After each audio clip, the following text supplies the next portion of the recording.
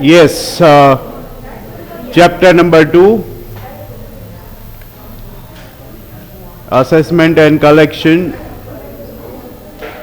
of taxes. એમાં ગઈકાલે આપણે આ થર્ડ શોર્ટ નોટ જોઈ લીધી છે, advance payment of tax section 208, જેનો પ્રીવિયસ યરમાં ટેક્સ 10,000 થી ઉપર થતો હોય એને ટેક્સને એડવાન્સમાં પે કરવો પડે. That was the moral of the story. ઇન્ડિવિડ્યુઅલ્સના કેસમાં આ રીતે 3 ઇન્સ્ટોલમેન્ટ્સ અને લાસ્ટ ડેટ એની, અને નોન ઇન્ડિવિડ્યુઅલ્સના કેસમાં 4 ઇન્સ્ટોલમેન્ટ વિથ ડેટ્સ. આ બે ટેબલ તમારે as a part of short note મૂકી દેવાના. અને છેલ્લે 2 line, what if we make default? Suppose we pay less tax, then we have to pay additional tax with interest at the rate of 1% per annum, per month, not per annum but per month. And if we pay excess tax or additional tax, we get refunded with interest at 0.5% per month. Now, speaking about this first line, I repeat the first line. If the assessee makes any default in the payment of tax, simple interest at the rate of 1% per month will be charged by the government on remaining amount. હવે તમને ખબર જ છે, ઇન્ડિવિડ્યુઅલ્સના કેસમાં કે non ઇન્ડિવિડ્યુઅલ્સના કેસમાં છેલ્લો installment જે છે, which is the last date of payment in case of the last installment. In case of individuals, 3rd installment, and in case of non-individuals, 4th installment. Which is the last date? It is 15th of March. What happens if we receive any income after 15th March? Unpredicted income, suppose થઈ કોઈ પણ 15 March સુધીની ઇન્કમનું assessment થઈ ગયું, આપણે tax pay થઈ ગયો, પણ 15 માર્ચ પછી અને 31 માર્ચ પહેલા આ વચ્ચેના જે 2 વીક છે, એ 2 વીકમાં માની લ્યો કોઈ પણ ઇન્કમ થઈ, એવી કેપિટલ ગેઇન જ છે, ચલો થયો, તમે કોઈ પણ પ્રોપર્ટી સેલ કરી, માની લો શેર્સ છે, અત્યારે શેર બજાર તમને ખબર જ છે વધતું જાય છે, અને તમે જોયું કે ભાઈ આપણા જે શેર્સ છે એમાં આપણને પ્રોફિટ થાય છે ને આપણે અત્યારે સેલ કરી દઈએ, અને 15th માર્ચ પછી તમે સેલ કરી દીધું, between 15th March and 31st March, તો પછી એનું શું કરવાનું? એનો ટેક્સ તો રહી જવાનો, તમે તો બધો ટેક્સ એડવાન્સમાં પે કરી દીધો છે, બરાબર? તો એનો ટેક્સ તમે 31st માર્ચ પછી પે કરી શકો, બરાબર? એના ઉપર 1% પર મંથ ઇન્ટરેસ્ટ ગણાતું નથી. Income accruing after the last date of instalment, એનો ટેક્સ પછીના જ્યારે ઇન્સ્ટોલમેન્ટ આવે, 15th જૂનના આવે, 15th માર્ચ પછીનો ઇન્સ્ટોલમેન્ટ 15th જૂનમાં આવે, એની સાથે એનું એડજસ્ટમેન્ટ થઈ જાય, એટલે તમારે ઇન્ટરેસ્ટ વધારાનું પે કરવાનું થાય નહીં, એ રીતે. Anyways, that was all about the advance payment of tax, but remember, section 208 applies only if the amount of tax is above 10,000. If it is less than 10,000, no need for advance payment. Now we are moving to the 4th topic of our chapter, that is tax deducted at source, or in the previous chapter આપણે જે word આવતો હતો TDS. TDS એ કોઈ અલગ tax નથી, જે income tax છે ને એનું જ બીજું નામ TDS છે. પહેલા તો એ બાબતમાં ક્લિયર થઈ જાજો. પણ ઇન્કમ આપણા હાથમાં આવી જાય પછી આપણે એના ઉપર ટેક્સ પે કરીએ તો એને ઇન્કમ ટેક્સ કહેવાય, અને ઇન્કમ આપણા હાથમાં આવે એ પહેલા જ tax deducted at source. Source એટલે જે સોર્સમાંથી તમને ઇન્કમ થઈ છે ત્યાંથી ડાયરેક્ટ ટેક્સ કપાઈ જાય અને તમારા હાથમાં નેટ અમાઉન્ટ આવે આફ્ટર ટેક્સ, તો એ ટીડીએસ થયો કહેવાય. બે છે તો ઇન્કમ ટેક્સ. એટલે એકમાં બિફોર રિસીવિંગ, અહીંયા ટેક્સ છે before receiving the income tax is deducted. In case of income tax after receiving the income we pay the tax. For example, તમારા હાથમાં પૂરેપૂરા 100 આવી જાય, ગ્રોસ 100, બરાબર, પછી એમાંથી તમે 10 રૂપીસ ગવર્મેન્ટને પે કરો તો એ ઇન્કમ ટેક્સ થયો. પણ 100 માંથી 10 ડાયરેક્ટ કટ થઈને તમારા અકાઉન્ટમાં 90 રૂપીસ જ આવતા હોય નેટ, તો એ ટીડીએસ કપાઈ ગયો કહેવાય, tax deducted at source. TDS જે છે એ જનરલી સેલેરી ઉપર, કોઈ પણ ટાઈપના ઇન્વેસ્ટમેન્ટ્સ ઉપર, બધા ટાઈપની ઇરેગ્યુલર ઇન્કમ્સ ઉપર લાગે છે. Right? See the line, when any person receives the income of salary, interest on any type of investments, or he wins any amount from lottery. જો આ લોટરી છે, હોર્સ રેસ છે, ક્રોસવર્ડ પઝલ્સ છે, આ બધી રેગ્યુલર ઇન્કમ નથી, આ બધી ઇરેગ્યુલર ઇન્કમ છે, રાધર સ્પેક્યુલેટિવ ઇન્કમ્સ છે. બરાબર? બેટિંગ, ગેમ્બલિંગ, એ બી સ્પેક્યુલેટિવ ઇન્કમ્સ કહેવાય. તો એ બધા ઉપર પણ ટીડીએસ લાગે છે. રાઈટ? બધા ઉપર અલગ અલગ રેટ્સ છે. તમારે બધી ઇન્કમમાં ટીડીએસ રેટ્સ, કેટલી અમાઉન્ટથી ઉપર ટેક્સ કપાય છે, કેટલા સુધી ટેક્સ ફ્રી છે, એ બધી ડિટેલ્સ જે છે એ શો કરવાની છે. So let us begin with the first income. The first income is itself salary. Salary ઉપર ટેક્સ કપાય. સેલેરી 2,50,000 થી ઉપર થાય એટલે ટેક્સ કપાય. એ ટેક્સ કેવી રીતે કપાય? તમે જે જગ્યાએ જોબ કરો છો એ તમારા એમ્પ્લોયર, તમારી કંપની, એણે તમારી સેલેરીમાંથી ટેક્સ કાપવાનો થાય અને ગવર્મેન્ટમાં એ ક્રેડિટ કરવાનો થાય. ટ્રેઝરી ડિપાર્ટમેન્ટમાં તમારો ટેક્સ ક્રેડિટ થાય. એના માટે તમારે સેલેરીની બધી ડિટેલ્સ તો ત્યાં હોય જ કંપનીમાં, અકાઉન્ટ્સ ડિપાર્ટમેન્ટ. પ્લસ તમારી કોઈ પણ ઇન્વેસ્ટમેન્ટની ડિટેલ્સ હોય તો તમારે અહીંયા અકાઉન્ટ્સ ડિપાર્ટમેન્ટમાં આપી દેવાની. તો એ બધા ઇન્વેસ્ટમેન્ટ તમારી ઇન્કમમાંથી પહેલાં લેસ કરી દે, માઇનસ કરી નાખે. પછી જો 2,50,000 થી ઉપર રહેતી હોય તો 5% ટીડીએસ કપાય. બરાબર? ઇન્વેસ્ટમેન્ટ્સ માઇનસ કરી નાખ્યા પછી જો 2,50,000 થી ઉપર થતું હોય તો. એટલે માનો કે તમારી ટોટલ સેલેરી ગયા વર્ષે 3 લાખ છે, પણ એની સામે તમારા 50,000 ના ઇન્વેસ્ટમેન્ટ્સ પણ છે. એ ડિટેલ્સ તમે ત્યાં કંપનીમાં આપી દો તો 3 લાખમાંથી પહેલાં 50,000 લેસ થઈ જાય, એટલે 2,50,000 આવી ગયા. તો 250 સુધી તો કોઈ ટીડીએસ કપાવવાનો છે નહીં, એટલે 0 ટેક્સ થઈ ગયું. ઓર તમે એને 250 થી નીચે લઈ જાઓ તોય ટેક્સ કપાય નહીં. પણ આ જ એક્ઝામ્પલ હું ફરીથી રિપીટ કરું. ટોટલ ઇન્કમ તમારી 3 લાખની સેલેરીની, પણ એની સામે તમારું ઇન્વેસ્ટમેન્ટ 25,000નું જ છે. તો 3 લાખમાંથી 25,000 માઇનસ થઈ જાય, હવે વધે 2,75,000. તો એ 2,75,000 ઉપર 5% તમારી કંપની ટીડીએસ કાપશે. બરાબર છે? અને એ ત્યાં ગવર્મેન્ટમાં ટ્રાન્સફર કરશે. અને આ ટેક્સ કપાઈ ગયો છે એની સામે તમને એક સર્ટિફિકેટ આપે કંપનીમાંથી, ફોર્મ નંબર 16. ગવર્મેન્ટ એમ્પ્લોઈઝને ફોર્મ નંબર 16A આપે છે. બરાબર? અને પ્રાઇવેટ સેક્ટરમાં કામ કરતા હોય એ બધાને ફોર્મ 16 આપે છે. એટલે આઈધર 16 ઓર 16A. આ ફોર્મ જે હોય, ફોર્મ નંબર 16, તમે જ્યારે તમારું રિટર્ન ફાઇલ કરો ત્યારે ભેગું જોડી દેવાનું કે આ ફોર્મ નંબર 16 મારી સેલેરીની ડિટેલ્સ, આ બધી મારી ઇન્વેસ્ટમેન્ટની ડિટેલ્સ, એ બધું ફોર્મમાં એણે ફિલઅપ કરી દીધું હોય. એટલે જે લોકો જોબ કરતા હોય અને ઇન્કમ 2,50,000 થી ઉપર હોય, બરાબર, એને દર વર્ષે કંપનીએ ફોર્મ નંબર 16 ઓર 16A આપવું પડે. તમારા ઇન્વેસ્ટમેન્ટની ડિટેલ્સ જે છે એ તમારે કંપનીને આપી દેવાની રહેશે.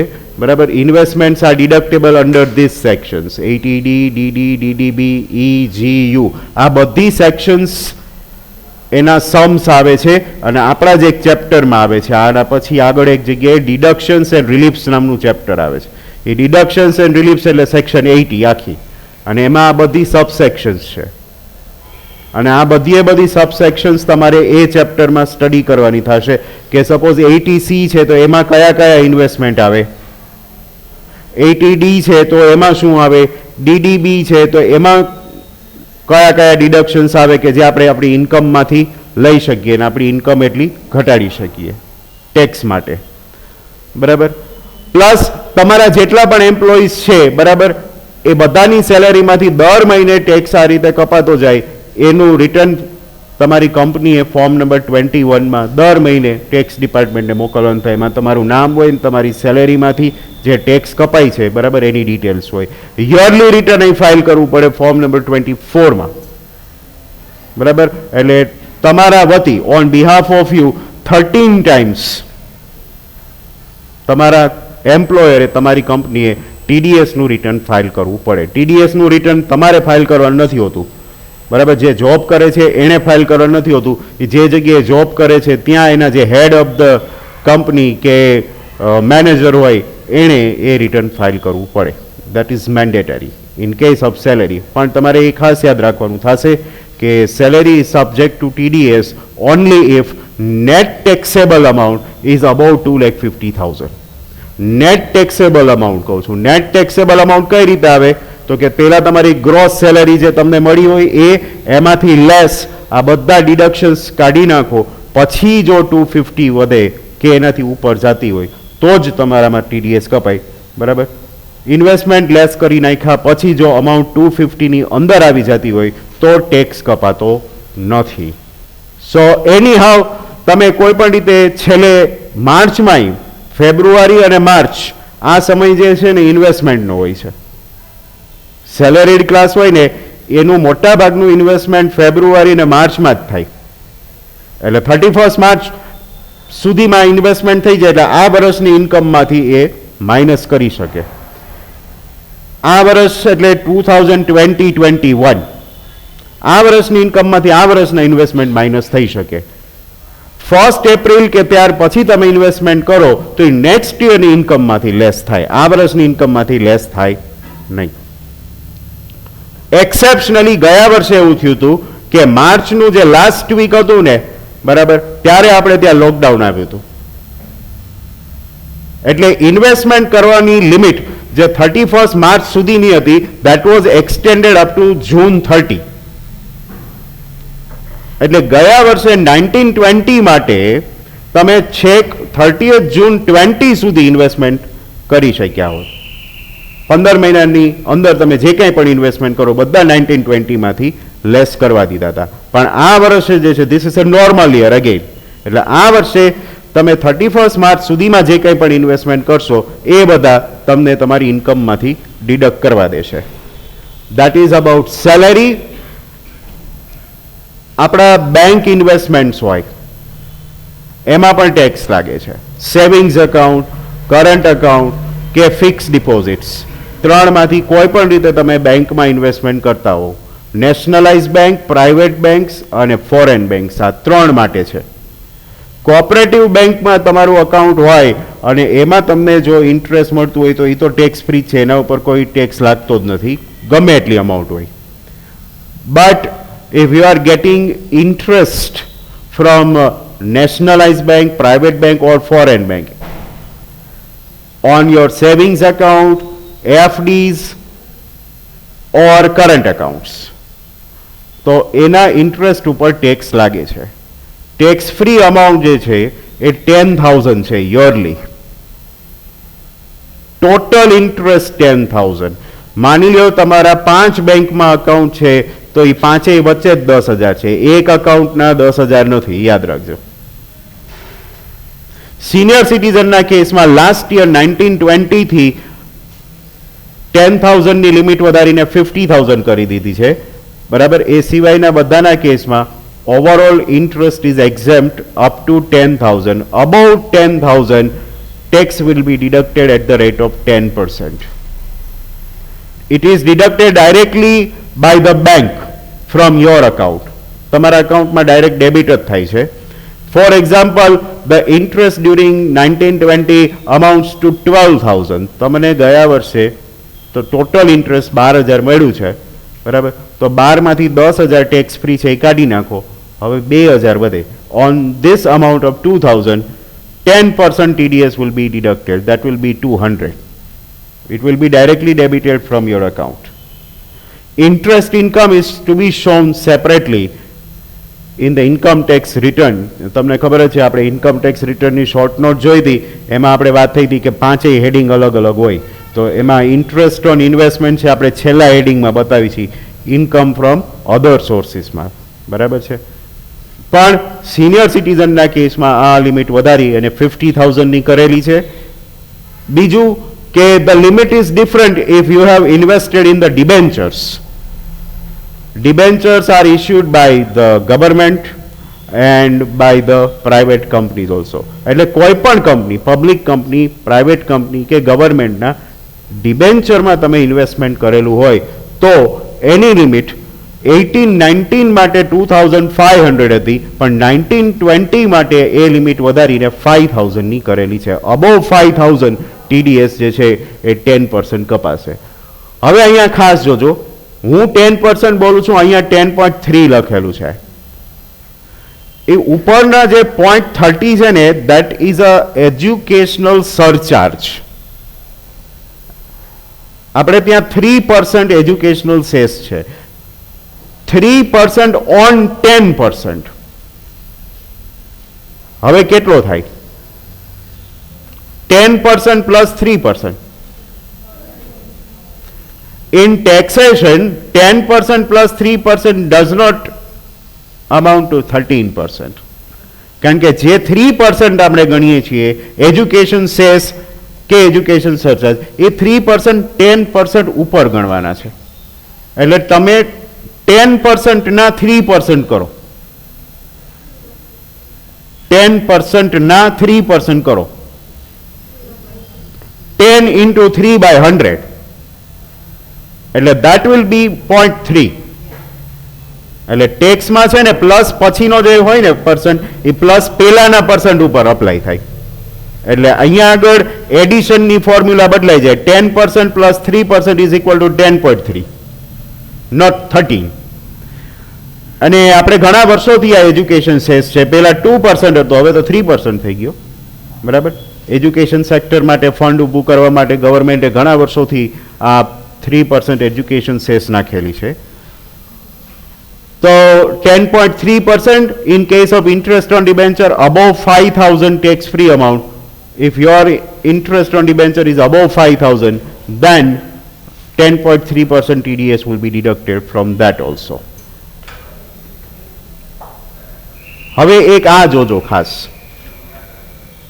આ જ ઇન્ટરેસ્ટની ઇન્કમ માની લો કોઈ પણ બ્લાઇન્ડ પર્સન છે કે હેન્ડીકેપ પર્સન છે એને થતી હોય, સેવિંગ અકાઉન્ટ કે એફડી એ કોઈ હેન્ડીકેપ પર્સનના નામે હોય તો એના અકાઉન્ટમાંથી TDS કટ કરવાનો નથી. ભલે 10,000થી ઉપર ઇન્ટરેસ્ટ મળતું, ગમે એટલું ઇન્ટરેસ્ટ મળતું, એ લોકો માટે ટેક્સ ફ્રી જ છે. પણ એના માટે એક પ્રોસિજર દર વર્ષે એપ્રિલમાં એ લોકોએ કરવાની હોય છે. બેંક પાસે ફોર્મ નંબર 15H હોય. જો if they submit form number 15H, no TDS will be deducted. આ ફોર્મ નંબર 15H બેંક પાસે હોય જ છે, એ લઈ અને એ લોકોએ સબમિટ કરવાનું in the beginning of the year. એટલે સપોઝ આ યર જે છે, હવે હમણાં નવું યર જે સ્ટાર્ટ થશે 1 એપ્રિલથી, એ યર માટેનું ફોર્મ તમારે એપ્રિલમાં ફિલઅપ કરી દેવું પડે. બેંક જે છે એના માટે કોઈ ઇન્ટિમેશન આપતી નથી હોતી. જે તે હેન્ડીકેપ પર્સને પોતે યાદ રાખીને એપ્રિલમાં ફોર્મ નંબર 15H સબમિટ કરી દેવું પડે. એ સબમિટ થઈ ગયા પછી એના અકાઉન્ટમાં ગમે એટલું ઇન્ટરેસ્ટ જનરેટ થાય આખા વર્ષમાં, 10,000થી ઓછું થાય કે ગમે એટલું વધારે થાય, TDS કટ થતો નથી. સપોઝ કોઈ વર્ષે તમારે રહી ગયું એપ્રિલમાં અને તમે ફોર્મ નંબર 15H નથી સબમિટ કરાવતા, તો એ વર્ષ માટે TDS કપાશે. બરાબર છે. બીજું કે આખા વર્ષમાં ગમે ત્યારે તમને યાદ આવ્યું કે આપણે એપ્રિલમાં તો રહી ગયું ને મોડું તમે સબમિટ કરાવો, તો તમે સબમિટ કરી દીધા પછી બેંકવાળા જે છે એ તમને રિફંડની પ્રોસેસ કરી આપે. તો ઓલો જે ખોટી રીતે તમારો TDS કપાઈ ગયો છે એ પાછો તમારા અકાઉન્ટમાં ક્રેડિટ થઈ જાય. પણ એ આખી બહુ ટીડિયસ પ્રોસેસ છે, બહુ લેન્ધી પ્રોસેસ છે. સો as far as possible one should avoid such lengthy process of refund. અને ખાસ યાદ રાખીને એપ્રિલમાં 15th સબમિટ કરાવી દેવાય. that is a wise idea, but 15th is in case of handicapped person also. આગળ જ્યારે આપણે સેક્શન 80 નું ચેપ્ટર સ્ટડી કરશું ને એમાં 80U આવે છે, સેક્શન 80U. એમાં આપણે હેન્ડીકેપ પર્સન કોને કહેવાય ને એની ડેફિનેશન સ્ટડી કરશું કે ઇન્કમ ટેક્સ એક્ટ 1961 કોને હેન્ડીકેપ ગણે છે. એમાં એ બધા લખેલા છે, પેલી ફિઝિકલ ડિફેક્ટ્સના નામ, કે ફૂલ્લી બ્લાઇન્ડ હોય, પાર્શિયલી બ્લાઇન્ડ હોય, લો વિઝન હોય, બરાબર. પછી handicap by 1 arm, by 2 arms, 1 leg, both the legs, ઘણું બધું લખેલું છે. આખું ડિસ્ક્રિપ્શન આપણને થાય કે આટલામાંથી કોઈ પણ એક કે વધારે હોય તો એને ફિઝિકલી હેન્ડીકેપ ગણવો. એવી ડેફિનેશનમાં તમે આવતા હો તો જ તમને આ લાગુ પડશે, નહીતર નહીં. So that is about the handicap person. મેં હમણાં જ વાત કરી દીધી, કોઓપરેટિવ બેંકમાં જો અકાઉન્ટ હોય તો TDS કપાતો નથી. અને UTI નું તમને ફૂલ ફોર્મ આવડે જ છે, યુનિટ ટ્રસ્ટ ઓફ ઇન્ડિયા, બરાબર. યુનિટ ટ્રસ્ટ ઓફ ઇન્ડિયામાંથી મળતી કોઈ પણ ટાઈપની ઇન્ટરેસ્ટની ઇન્કમ એ ટેક્સ ફ્રી છે કે જેના ઉપર કોઈ ટેક્સ લાગતો નથી. કોઈ પણ ઇરેગ્યુલર ઇન્કમ હશે ને એના ઉપર 30% ટેક્સ લાગશે. પાછું જો અહીંયા લોટરી છે, આપણે ગુજરાતમાં તો લોટરીઝ જે છે એ પહેલાં અવેલેબલ હતી, હવે લોટરીનો બિઝનેસ પ્રોહિબિટેડ છે. એટલે અહીંયા આગળ ગુજરાતમાં ક્યાંય લોટરીની લેવેચ નથી થતી કે એના ડ્રોઝ નથી થતા. But in the other states of the country lottery business is legal અને એના ઉપર સ્ટેટ ગવર્મેન્ટને બહુ જ સારી ઇન્કમ થાય છે. અને એના ઉપર 30% tax plus 3%. Again 30 plus 3 is not equal to 33. 3% on 30%, that will be 0.9. એટલે ઓવરઓલ ટેક્સ થાય એનો 30.9. પણ અગેન તમે લોટરી લીધી ને તમને લોટરી લાગી તો એના ઉપર 10,000 સુધીની અમાઉન્ટ ટેક્સ ફ્રી છે, બરાબર છે. First prize, second prize, third price આ તો બહુ ઊંચા હોય, બરાબર. કોન્સોલેશન લોટરી લાગી હોય અને 10,000ની અંદર જો એની અમાઉન્ટ હોય તો ટેક્સ ફ્રી છે. અધરવાઇઝ જે અમાઉન્ટ હોય 1 કરોડની લોટરી તમને લાગી તો એમાંથી 10,000 જ ટેક્સ ફ્રી થાય, બરાબર.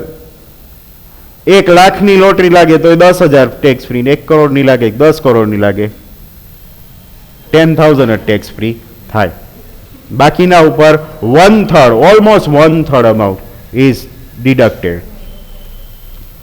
એ જ રીતે હોર્સ રેસ છે એમાંય સેમ રૂલ લાગુ પડે છે. હોર્સ રેસ તો આપણે આ બાજુ બહુ ઓછું દેખાય, પણ આમ સાઉથ બાજુ જાવ ને તમે તો ત્યાં આગળ હોર્સ રેસ છે ને એનો બહુ ક્રેઝ હોય છે, બરાબર. They bet on particular horse on the winning or losing of a particular horse. એવું નથી કે એ લોકો હોર્સ ઉપર પૈસા લગાડે એટલે હોર્સ જીતે, તો ઘણા કેસમાં ફલાણો હોર્સ હારી જાય તો એના ઉપર બેટિંગ લાગેલું હોય. પણ હોર્સ રેસ જે છે, બરાબર, એ બી એક ટાઈપની સ્પેક્યુલેટિવ ઇન્કમ જ કહેવાય. 10,000 સુધીનું વિનિંગ ટેક્સ ફ્રી, એના ઉપર 30.9% ટેક્સ લાગશે. Again crossword puzzles. અહીંયા આગળ ક્રોસવર્ડ પઝલ્સ છે ને એનો મિનિંગ બહુ મોટો છે.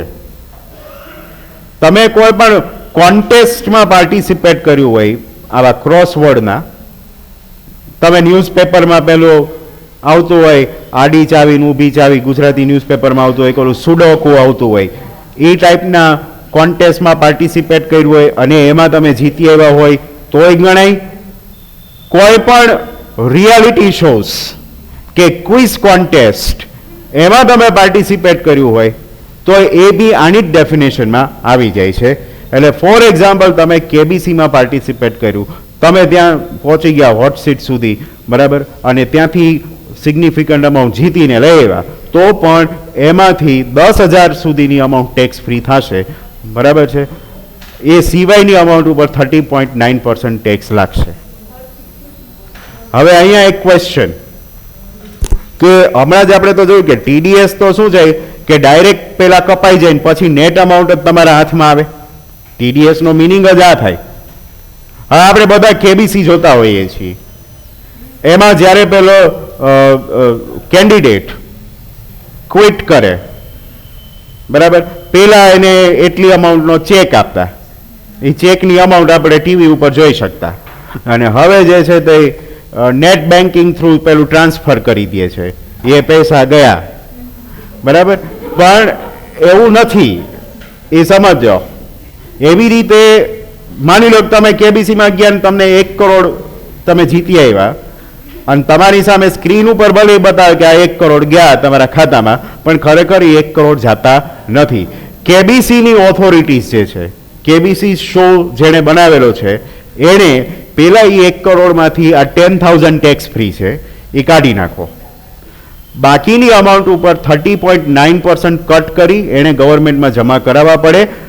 પછી જે નેટ અમાઉન્ટ વધે, બરાબર, 65-66 લાખ જેવું વધે, એટલી જ અમાઉન્ટ તમારા અકાઉન્ટમાં જાય. 1 કરોડમાંથી તમે અત્યારે કેલ્સી હોય 1 કરોડ પહેલા કરો, 1 કરોડમાંથી 10,000 લેસ કરો, હવે જે અમાઉન્ટ વધે એમાંથી 30.9% લેસ કરી અને મને કહો એ અરાઉન્ડ 66-67 લાખ જ આવે, એના વધારે ન આવે.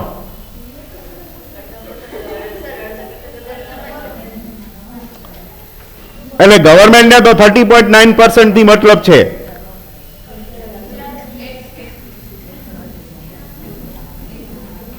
કેટલા આવે છે કયો?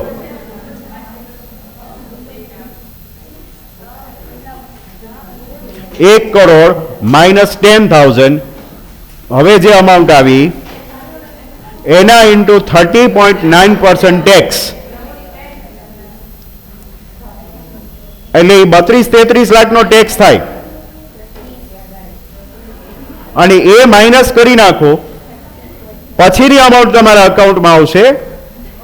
1 કરોડ પૂરેપૂરા ન, 1 કરોડ પૂરેપૂરા લઈ આવો ને તો તમારે 1.5 કરોડ 2 કરોડ જીતવા પડે. બસ બોલો જોઈ.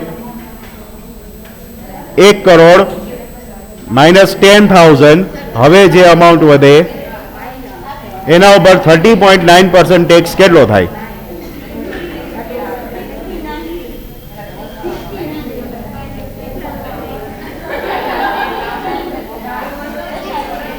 લાવો મને કેલ્ક્યુલેટર આપો ને. પેલા તો જો 1 કરોડમાં 7 ડિજિટ હોય એટલે 7 ઝીરો હોય.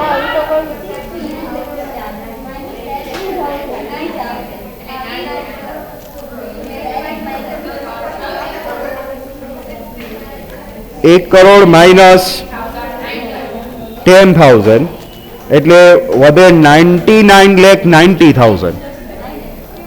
એના ઉપર 30.9% એટલે ગવર્મેન્ટ તમારી પાસેથી લઈ જાય 30,86,910. એ તમે 99,90,000 માંથી માઇનસ કરો એટલે તમારા હાથમાં એપ્રોક્સ 69 લાખ જેવું આવે. એટલે આ પ્રોવિઝન દેખાય સાવ સિમ્પલ. ખાલી કેબીસી જ નહીં, કોઈ બી પેલા ખબર હોય તો તમને ઝી ટીવી ઉપર પેલો બોર્નવિટા ક્વિઝ કોન્ટેસ્ટ આવતો એવરી સન્ડે, એમાંય આમ જ હોય, એમાંય આમ જ હોય.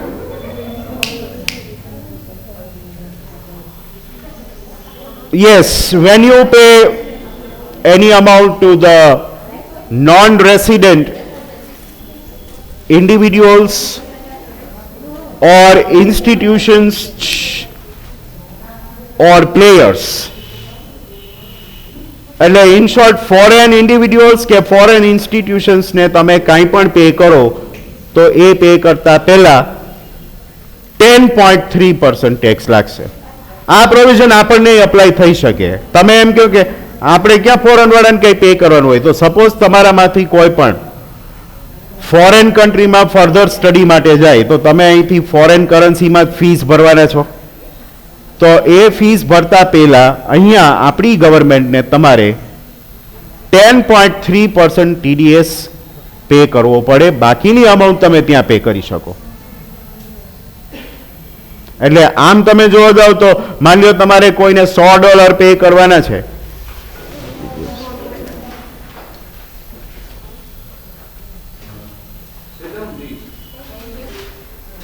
તો $100ની એ ફીઝમાંથી પહેલા તો તમારે 10.3% TDS અહીંની ગવર્મેન્ટને પે કરવો પડે અને પછીની અમાઉન્ટ તમે ફોરેન ઇન્સ્ટિટ્યુશનમાં પે કરી શકો. ફોરેન ઇન્સ્ટિટ્યુશન કંઈ આ એક્સેપ્ટ ન કરે, એને તો $100ની ફી હોય તો એને $100 જ પે કરવા પડે, એટલે ઉપલા જે છે આપણે પાછા બીજા નાખવા પડે. એ કાંઈ થોડા કે $100 હોય તો એમાંથી $10 ઓછા લઈને $90 તમને ભણાવે. એટલે ફોરેન ઇન્સ્ટિટ્યુશન કોઈ પણ હોય, ઇવન તમારા ફોરેન કન્ટ્રીઝમાં તમારા કોઈ રિલેટિવ્સ રહેતા હોય ને તમે અહીંથી એને પૈસા મોકલતા હોય તો એના ઉપર પણ TDS લાગે at the rate of 10.3%, right. તો TDSના આટલા નોર્મ્સ છે કે તમે જ્યારે TDSની શોર્ટ નોટ્સ લખો ત્યારે તમારે આટલા નોર્મ્સ એમાં સ્પેસિફાઈ કરવા પડે. With this, the short note of tax deducted at source comes to the end. Tomorrow we will take up the last topic, that is the meaning and types of assessment. Today you have to take note of TDS, which is asked in the form of short note. You start writing